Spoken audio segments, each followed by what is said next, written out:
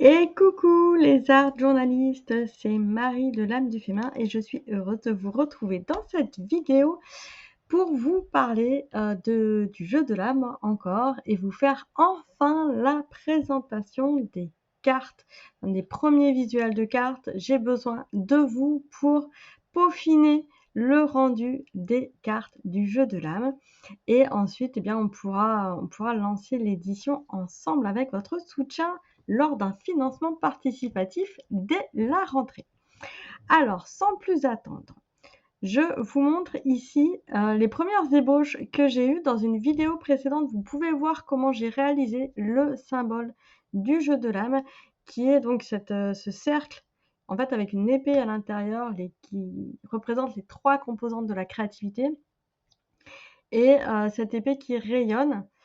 Et donc, j'ai fait plusieurs essais avec un fond aquarelle. J'ai envie d'avoir un fond aquarelle. Comme vous pouvez le constater, le format des cartes, j'ai oublié de vous le dire et de confirmer, le format sera de 5 cm, 55 mm sur 93 mm. Donc 9 mm, c'est un format assez petit, très allongé.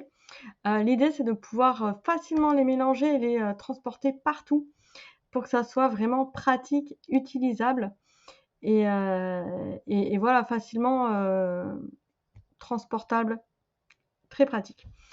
Donc c'est un petit format allongé et c'est pour ça qu'en plus il va très bien avec le logo.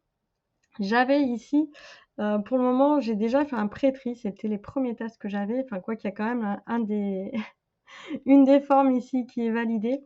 Mais la toute première était un fond qui me paraissait un peu trop clair, même si j'aimais beaucoup le dégradé violet-jaune qui permettait d'avoir le jaune sur les rayons de l'épée, d'apporter ce côté lumineux.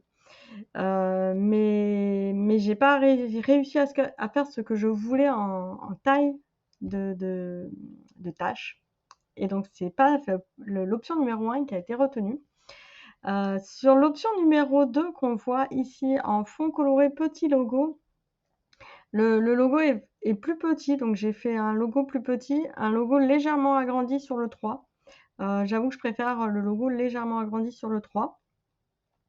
Et enfin, sur le 4, eh bien, c'est carrément le pochoir. J'ai créé un pochoir, je l'ai ombré directement sur la tâche et j'ai rajouté aussi quelques petites gouttes et un peu de dorure dessus. Je l'aime bien à titre personnel, mais je trouve que ça ira moins bien sur le jeu et je vais vous expliquer tout de suite pourquoi. Eh bien, tout simplement parce que le jeu de cartes va avoir un dos qui va être à couleur variable. Donc c'est la grande nouveauté de ce jeu de l'âme édité par rapport à la version qui était à imprimer soi-même. C'est que dans la version imprimée soi-même, il y avait 2 grandes thématiques qui étaient les consignes artistiques, c'est-à-dire peindre, et les thématiques, les fameux prompts, là pareil, c'était par exemple l'humeur du jour. Là, j'ai décomposé dans ce nouveau jeu de la version éditée 5 thématiques. Alors oui, on n'en voit que 4 pour le moment, mais j'en ai bien édité 5, vous allez comprendre juste après pourquoi. La première, c'est donc l'éther, et donc là, j'ai repris en fait le visuel avec le grand logo, donc le visuel précédent, qui était le grand logo en numéro 1, qui est avec les mêmes couleurs qu'à l'origine. Et donc, je l'ai appelé Éther, qui va en fait regrouper toutes les cartes qui font appel à des thématiques. Et donc, les prompts, en fait, tout simplement. Et qui vont se rapprocher un peu de jeux de mots avec la langue des oiseaux. Ça va être très sympa. Ensuite, j'ai fait une variation donc avec l'eau. J'ai repris exprès les 5 éléments pour toute une symbolique aussi. Mais aussi par praticité, je trouvais que ça se prêtait vraiment aux consignes artistiques. Donc l'eau, en fait, ça va correspondre à tout ce qui est média, tout ce qui va être humide, donc tout ce qui va nous permettre d'apporter de la couleur. La peinture, l'aquarelle, l'encre, enfin, voilà. Je vous dis pas tout non plus, mais l'eau va représenter en fait tous ces médias. La terre, eh ben, forcément, ça va être toute la matière qu'on va pouvoir apporter. Comme vous savez, moi j'aime bien apporter les couleurs, la matière et les textures. Et les textures, on va les retrouver aussi dans le feu. Alors qu'est-ce que le feu? Eh bien le feu, c'est la transformation, tout simplement. Comme quoi, vraiment, on est sur, certes de la symbolique, mais très facile à comprendre et très facile à appréhender. Et donc, assez naturellement, dans la transformation, ça va être tout le passage à l'action, en fait. On reste dans des consignes artistiques et donc le feu, forcément, sera en rouge. La terre, j'ai réussi à faire une variation exactement de la même tâche, en format marron, noir, que j'aime beaucoup. L'eau, bah, forcément, ça va être bleu et ma grande question que je vous pose aujourd'hui, c'est: quelle est la couleur pour symboliser l'air? Alors, l'air, qu'est-ce que ça va être? L'air, ça va être tout ce qui fait appel à nos sens. Et là, pareil, je vais pas forcément vous dévoiler toutes les consignes de ce nouveau jeu de l'âme, mais bah, concrètement, ça va être utiliser ses doigts. Voilà, quelque chose de tout simple. C'est pas forcément de la transformation, c'est pas non plus, on n'est pas dans la terre parce qu'on n'apporte pas de nouvelles matières, mais on va, l'air, c'est quelque chose d'impalpable, en fait. Voilà. Donc ça fait appel à nos 5 sens et dans cette idée-là, je sais pas quelle couleur donner à l'air. Il y a ces 2 couleurs que j'aime beaucoup. Alors au départ, je voulais utiliser le vert aussi, mais j'arrive pas à avoir des belles teintes de vert comme j'aimerais avoir et je trouvais que le jaune était très pertinent dans le choix de couleurs que j'avais déjà fait précédemment. Ça pourrait très bien s'insérer dans le jeu. J'aime très bien ce jaune et en plus, il y a des petites pointes de vert tout en bas, qui ressortent. Et ça reste chaud, ça reste chaleureux. Mais j'aime aussi le bleu turquoise rose qui fait un mélange de couleurs assez sympa. Et j'hésite du coup entre ces 2 couleurs. Bah, après j'avoue, j'ai une petite préférence moi, mais je veux pas vous orienter.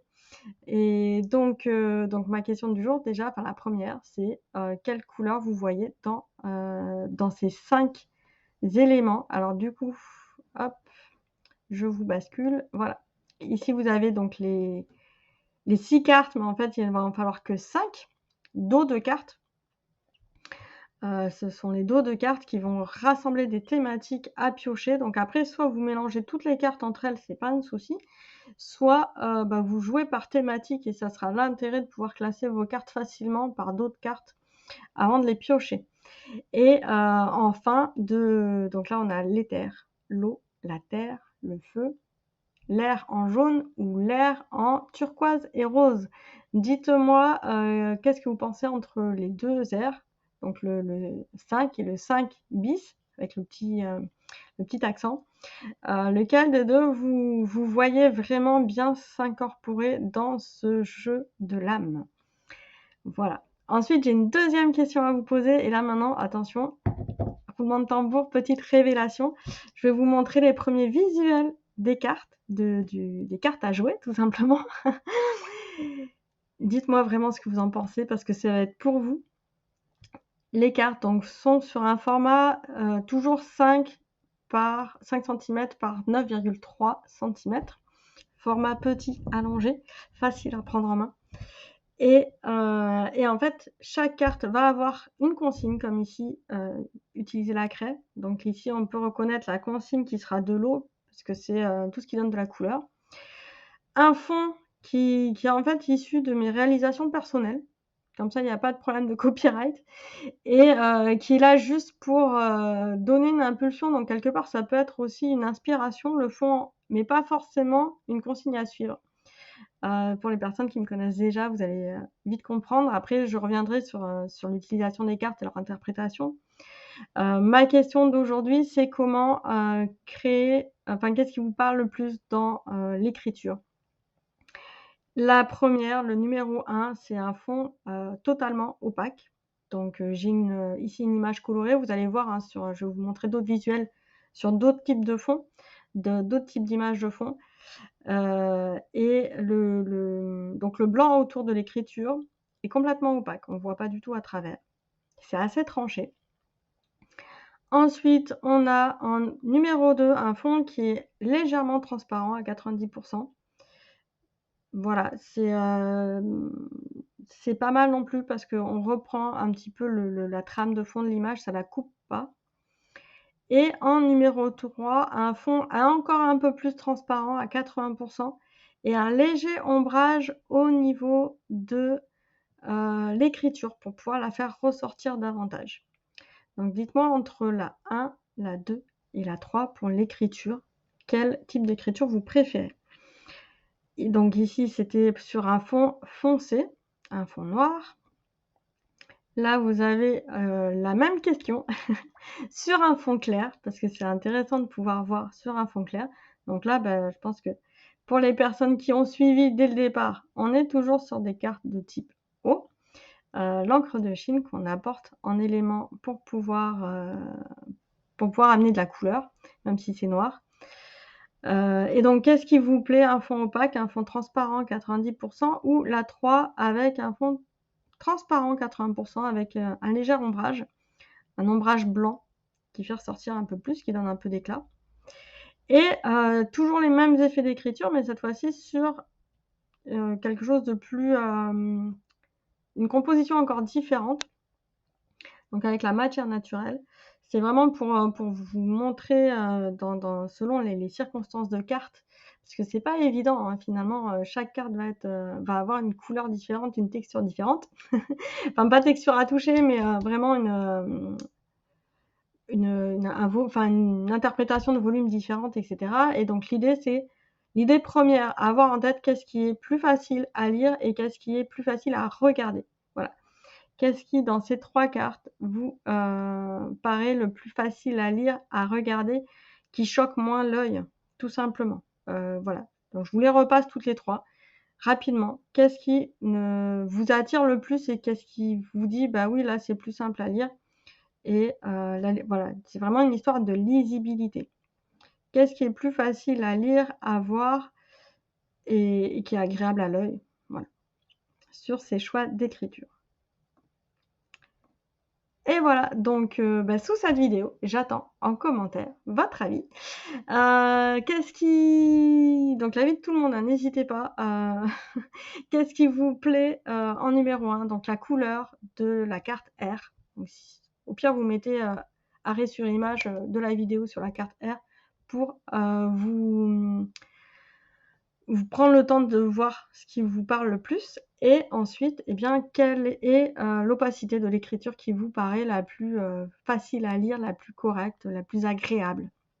Voilà. Si vous avez d'autres remarques sur ces cartes, des questions que j'aurais pu vous poser, ou est-ce que vous aimez, est-ce que vous aimez pas, est-ce que ça vous parle ou pas, est-ce que c'est ce à quoi vous vous attendiez ou pas, dites-le moi en commentaire. Rien n'est encore lancé, on peut encore faire pas mal de modifications si nécessaire, pas trop non plus parce que au bout d'un moment il faudra se lancer, hein, et créer ce jeu de cartes. En attendant vos commentaires, moi je vais me pencher sur la réalisation de l'emballage et du livret de consignes. À voir aussi si je fais sur un livret ou sur des cartes en plus. Ça va être le côté un peu technique j'allais dire de praticité en fait, et de technique d'impression qui va être à voir. Donc c'est ce maintenant à quoi je vais m'atteler. En attendant vos commentaires. Et enfin, eh bien, merci beaucoup pour le soutien de toute la communauté, ton soutien à toi qui regarde cette vidéo. Car oui, si ce jeu de l'âme existe, c'est grâce à vous. Moi, je suis les petites mains derrière qui fait les choses, mais il existe grâce à vous et pour vous. Et moi, c'est un plaisir de réaliser tout ça.